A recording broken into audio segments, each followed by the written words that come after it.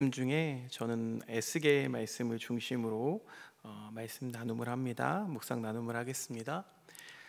사마리아를 수도로 두었던 북왕국 이스라엘. 이 북왕국 이스라엘은 아시리아라는 나라에 멸망을 당합니다. 그리고 150년이 지난 주전 587년에는 이 남왕국 유다마저도 바벨론 제국에 의해서 멸망당합니다. 절대로 무너질 수 없다던 예루살렘 성이 적에게 함락당합니다. 하나님의 거룩한 처소였던 이 예루살렘 성전은 불에 다 타서 소실되었습니다. 그리고 이 유다의 마지막 왕 시드기야 왕은요, 두 눈이 뽑힌 채로 쇠사슬에 묶여서 바벨론 포로로 끌려갑니다. 왕뿐만 아닙니다. 수많은 귀족과 제사장들도 포로로 끌려갑니다. 이스라엘 역사를 통틀어서 가장 수치스럽고 치욕스러운 날이 바로 바벨론 유수라고 하는 이 날입니다. 나라가 송두리째 다 망가지고 고관대작들은 적국의 포로로 잡혀가서 무려 70년간 이 망국의 세월을 보내게 됐던 거죠. 자, 그 포로기 때에 적국인 바벨론에서 예언자로 부름을 받았던 선지자가 바로 에스겔 선지자입니다. 이 에스겔 선지자는 이스라엘의 마지막 왕조의 멸망, 이 바벨론 유수를 온몸으로 몸소 겪은 예언자입니다. 하나님은요, 이 바벨론의 그발강가라는 곳에서, 우리나라 같으면 뭐 임진강 이런 곳이죠. 멀리 있는 자기 땅을 바라보면서 이 망국의 한을 달래고 있는 에스겔을 부르십니다. 그에게 이스라엘의 회복을 환상으로 보여주십니다. 그게 오늘 읽은 이 에스겔 말씀의 내용이죠. 잘 아시는 내용이신 줄로 믿습니다. 하나님은요, 이 마른 뼈가 가득한 골짜기로 에스겔을 데리고 가십니다. 그래서 그 마른 뼈들에게 살을 붙이고 또 가죽을 입혀서 다시금 완전한 사람의 모습으로 살아가게 하는 그 환상을 보여주십니다. 어떤 환상입니까? 결국 하나님께서 이 마른 뼈처럼, 여러분 마른 뼈 어떻습니까? 이렇게 만지면 부서질 것 같은 그런 마른 뼈죠. 그 마른 뼈처럼 희망이 사라진 이스라엘을 다시 살리셔서 누구도 다시 재건할 수 없다고 말하는데, 그 나라를 다시 세우셔서 새로운 역사를 열게 하실 것이라는 그 희망을 에스겔에게 보여주신 겁니다. 우리가 살고 있는 오늘날을 생각해 보면 우리 또한 참 이 마른 뼈와 같다고 할 수 있습니다. 재앙에 가까운 재난 속에 살고 있다고 해도 과언이 아닙니다. 정치와 사회가 위기인데다가 곳곳에는 산불, 또 지구촌 곳곳에서 들려오는 지진, 전쟁, 기후위기 소식이 이제는 너무 잦아서 어느덧 둔감해지고 있습니다. 자, 오늘 말씀은 이런 우리의 현실을 돌아보면서 하나님께서 우리에게 주시는 그 희망의 메시지를 함께 듣고자 합니다. 위기의 순간, 망국으로 흘러가고 있는 이 순간에 우리는 이 하나님의 음성을 들어야 하는 거죠. 이 환상을 볼 수 없지만 이 음성을 들음으로 우리는 다시 일어날 수 있다라는 희망을 가져야 할 줄로 믿습니다. 하나님은 에스겔을 부르십니다. 깊은 골짜기로 데려가세요. 그 골짜기는요, 죽은 자들의 뼈가 가득한, 그러니까 사망의 계곡입니다. 에스겔을 골짜기 가운데로 데리고 가셔서 에스겔에게 이렇게 물으십니다. 37장 3절 말씀 같이 읽어보겠습니다. 시작.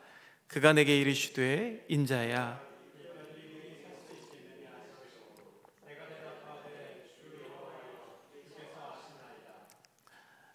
저 죽은 뼈들이 능히 살 수 있겠느냐라고 물으시는 이 하나님의 물음에 에스겔은 감히 대답하지 못합니다.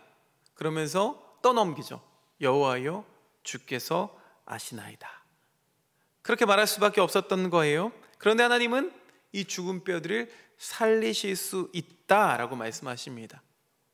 그러면서 하나님은 내가 너에게 전하는 그대로 저 마른 뼈들에게 소리쳐라 라고 말씀하십니다. 그러면 저 마른 뼈들이 살아날 것이라 라고 말씀하시죠. 에스겔이 하나님 말씀에 따라 하나님의 말씀을 대언합니다. 마른 뼈들을 살리라는 그 하나님 말씀을 대언하죠. 그랬더니 놀라운 광경이 펼쳐집니다. 마른 뼈들이 움직이면서 소리가 나면서 흩어진 뼈들이 제짝을 찾아서 골격을 갖춰가는 거예요. 그뿐만이 아닙니다. 이윽고 그 뼈에 힘줄이 생기고 살이 붙고 또 가죽이 덮여서 완전한 사람의 모습을 가지게 됩니다. 그런데 문제가 있습니다. 아직까지 그 안에 생명은 없습니다. 마치 마네킹 같이 서 있는 거예요.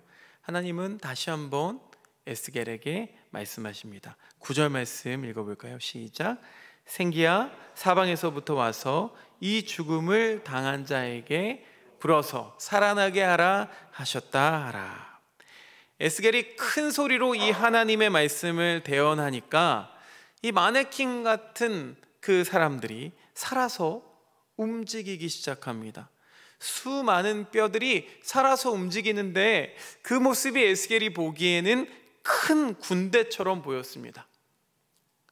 자, 여러분, 이 마른 뼈는 누구입니까? 이 말씀 안에서는 바벨론에게 멸망당한 이스라엘입니다. 그런데 그들에게 생기를 불어넣으시니까 생명이 있는 사람으로 다시 살아나게 되었다는 거예요. 자, 여기서 생기는 우리가 잘 알고 있는 푸뉴마죠.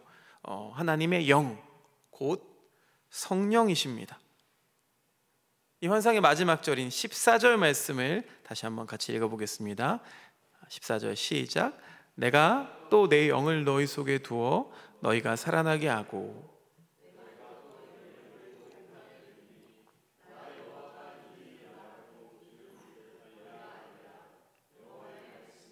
아멘.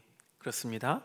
에스겔이 받은 환상은 이 하나님의 영, 곧 성령을 받은 자는 살아나게 될 것이고 죽은 뼈에서 살아난 자는 결국 꿈에 그리던 고국으로 돌아가게 될 것이라는 꿈과 희망의 말씀이 오늘 말씀입니다. 서두에서 언급했던 오늘 우리들의 현실로 한번 돌아가 봅시다. 자, 오늘의 현실은 어느 때보다도 생기, 곧 성령님이 필요한 그런 시기입니다. 마른 뼈를 살리신 성령의 생기로 살아나야 하는 위급한 시기입니다. 성령의 바람이 불어올 때 마른 뼈들이 소리를 내면서 서로 이어지기 시작했습니다. 여러분, 성령 충만하다는 것은 다른 사람과 소통을 잘하는 사람을 이야기합니다. 연합을 잘하는 사람입니다. 성령 충만한 교회는 세상과 소통을 잘하는 교회입니다. 또 교우들 사이에 분열이 아니라 연합이 잘 이루어지는 교회가 성령 충만한 교회입니다. 프랑스의 철학자 장폴 샤르트르는 이 동역이라는 개념을 아주 경멸한 사람이었습니다. 그는 모든 사람들을 경쟁자로 보았습니다. 그리고 모든 사람들이 자기처럼 이 경쟁 의식 속에서 애쓰고 있다라고 말했습니다. 세상은 다 그렇게 이야기하죠. 그런데 우리가 믿는 기독교에서 강조하는 건 경쟁 의식보다는 동역 의식이지요. 이 과도한 경쟁 의식은 우리 욕심에 의해서 파괴를 낳을 수 있지만 동역 의식은 좋은 열매를 가져옵니다. 이렇게 성령의 바람이 불어올 때 마른 뼈들이 힘줄과 살갗이 붙더니 큰 군대로 일어났습니다. 악한 영과 싸워서 이길 수 있는 큰 군대가 되었습니다. 여러분, 큰 군대는 어떤 뜻입니까? 큰 군대가 일어났다라는 뜻은 사기가 넘치는 거예요. 막 기운이 넘칩니다. 생기가 넘칩니다. 그러니 성령 충만한 사람은 우울한 사람이 아니죠. 생기가 넘치는 사람입니다. 또한 역시 성령 충만한 교회는 생기가 넘치는 교회입니다. 노벨문학상 수상자 펄벅 여사의 작품 중에 어머니의 초상이라는 작품이 있습니다. 이 작품에서 이 펄벅 여사는 자신의 어머니에 대해서 이렇게 이야기합니다. 그녀의 어머니는 22살에 결혼했습니다. 그리고 선교사인 남편을 따라 중국으로 갔습니다. 본국과의 교통이 다 두절되고 연락도 되지 않은 채 굶주림과 많은 생명의 위협 속에서 그 속에서도 선교 활동을 계속했습니다. 그 사이 7명의 아들이 태어났습니다. 그 가운데 4아들이 어머니의 품에 안겨서 숨을 거두었습니다. 그리고 남은 3아들을 키웠습니다. 펄벅은 이렇게 고백합니다. 나는 내 어머니의 얼굴 속에서 고통스러운 모습을 본 적이 없다. 우울한 어머니의 노래를 들어본 적이 없다. 어머니가 꾸며준 우리의 방에서는 어두운 그림들을 한 번도 본 적이 없다. 어머니가 들려준 이야기 중에 절망적인 이야기를 들은 적이 없다. 언제나 희망이 넘치는 믿음의 이야기를 어머니는 우리에게 들려주셨다. 사랑하는 여러분, 성령 충만하시길 바랍니다. 성령 충만한 사람은 생기가 넘치고 이처럼 희망이 넘치는 사람입니다. 어두운 이야기, 어두운 노래, 어두운 표정, 어두운 마음, 어두운 계획을 다 내던지고 생기가 넘치는 사람, 생기가 넘치는 교회가 되어서 우리에게 주어진 힘차게 복음을 전하고 이 마른 뼈 같은 세상을 치유하는 우리들이 되기를 주님의 이름으로 축복합니다. 거룩하신 주님 감사합니다.